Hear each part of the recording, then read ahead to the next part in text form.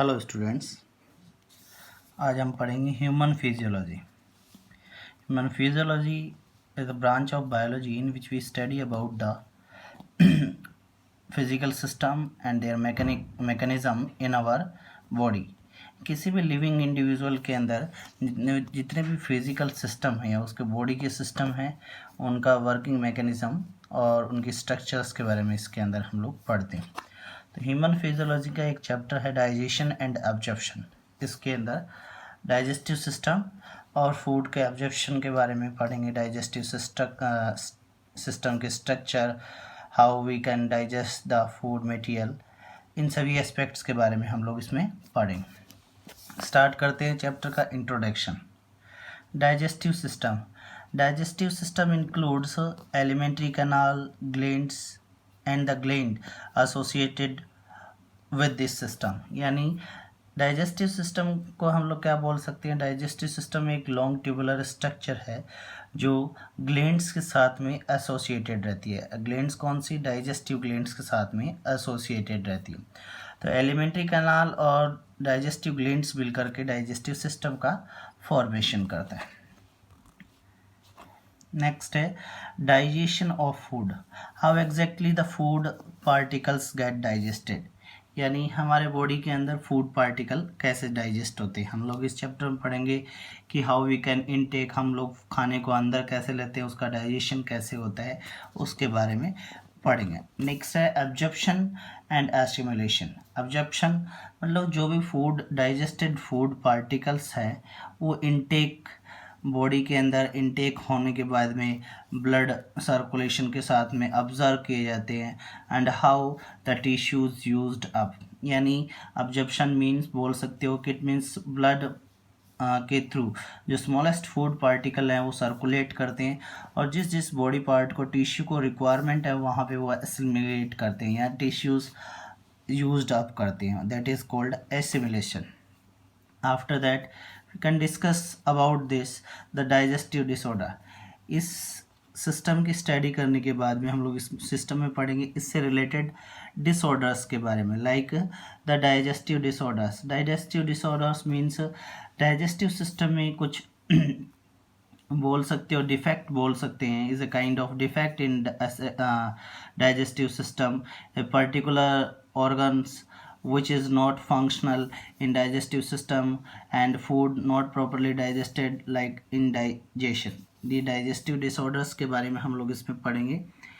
some additional things like protein, vitamins and nutrients। और इसके अलावा protein, vitamin C nutrient element है, how they can digest, ये digest कैसे होते हैं इसके बारे में पढ़ेंगे।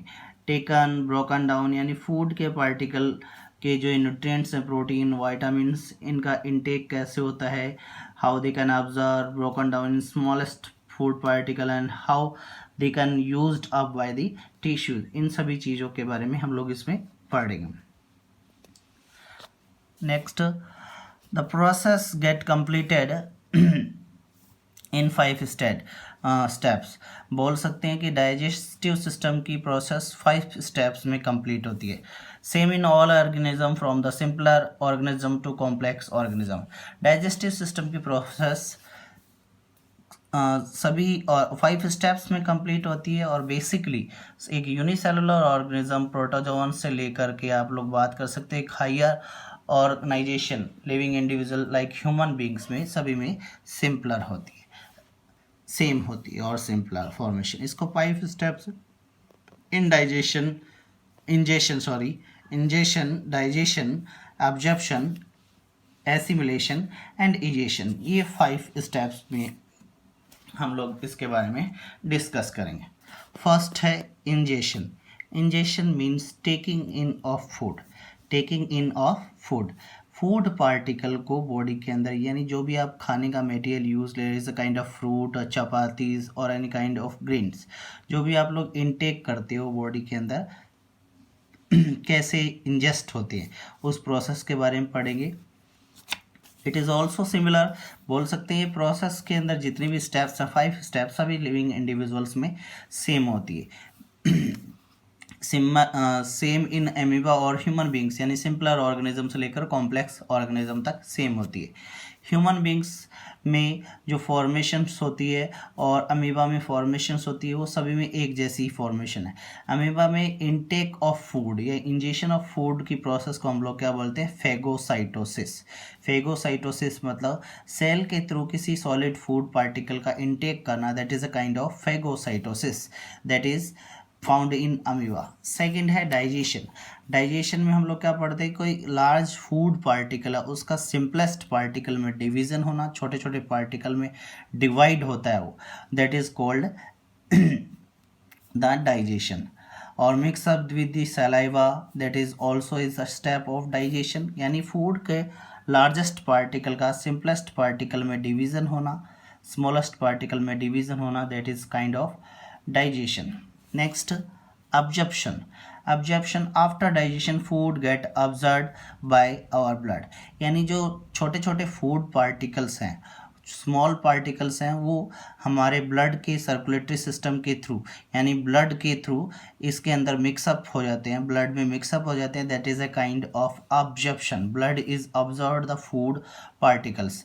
आर्टरीज और वेन्स की जो सर्फेसेस हैं इन फूड पार्टिकल्स को क्या करती हैं, ऑब्जर्व करती हैं। Next, assimilation.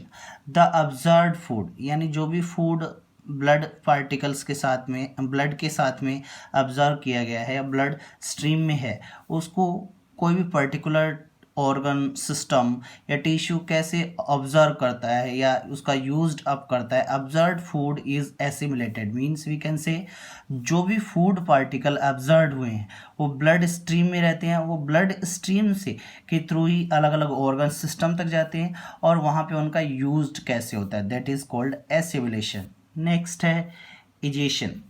Undigested food particle has to be thrown out to our body. जो फूड पार्टिकल हमारे बॉडी के अंदर डाइजेस्ट नहीं हो पाते हैं, लाइक सम फाइबर्स, ठीक है, वी कैन से कुछ ऐसे मटेरियल है जो आप लोग कंप्लीटली डाइजेस्ट नहीं कर पाते हो, जिनका डाइजेशन बॉडी के अंदर टेकन नहीं होता है या कंप्लीट नहीं हो पाता, उसको बॉडी से आउट निकालना, बॉडी से बाहर आउट करना होता है, that is called egestion. This process taken through the